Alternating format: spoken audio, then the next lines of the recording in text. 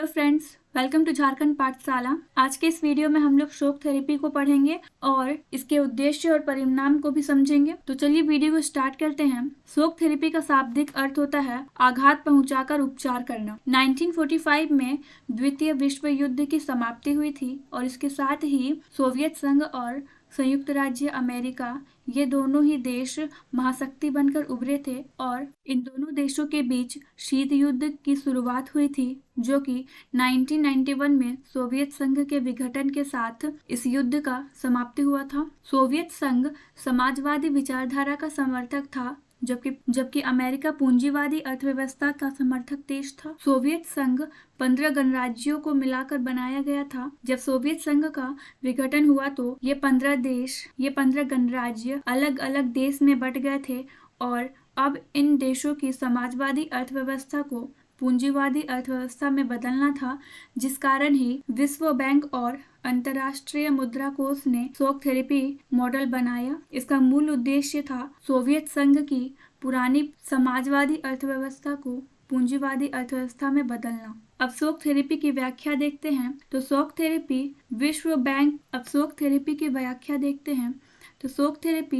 विश्व बैंक और अंतर्राष्ट्रीय मुद्रा कोष द्वारा निर्मित एक ऐसी व्यवस्था थी जिसे सोवियत संघ की समाजवादी अर्थव्यवस्था को पूंजीवादी अर्थव्यवस्था में बदलने के लिए बनाया गया था। शोक थेरेपी के मूल उद्देश्य: राज्य की संपदा का निजीकरण करना। शोक थेरेपी का उद्देश्य सोवियत संघ के गणराज्यों की संपदा का निजीकरण करना। इसमें मुक्त व्यापार को अपनाया गया क्योंकि उस समय ऐसा समझा जाने लगा कि अगर विकास करना है तो ज्यादा से ज्यादा व्यापार करना होगा, इसलिए मुक्त व्यापार पद्धति को अपनाया गया। इस मॉडल का एक और उद्देश्य था पश्चिमी देशों की अर्थव्यवस्था से जुड़ना। सोवियत संघ के परिणाम: शोक थेरेपी के परिणाम। शोक थेरेपी पूरी तरह असफल रही। रूस का औद्योगिक ढांचा टूट गया, रूबल में गिरावट आई।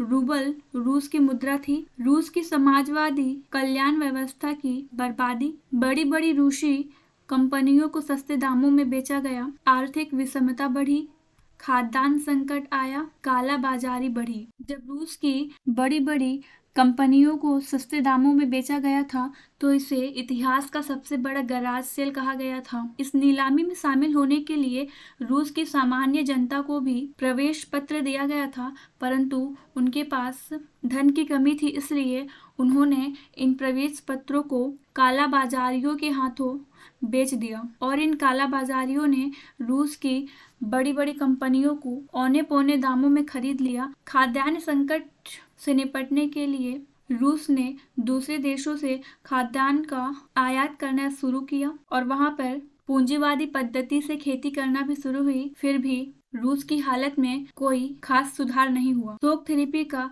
एक परिणाम यह भी था कि वहां पर आर्थिक विषमता बढ़ी, गरीब और गरीब हो गए और अमीर होते चले गए। आशा करती हूँ आपको समझ आया होगा शोक थेरेपी क्या है। मिलते हैं नेक्स्ट वीडियो में एक नए टॉपिक के साथ।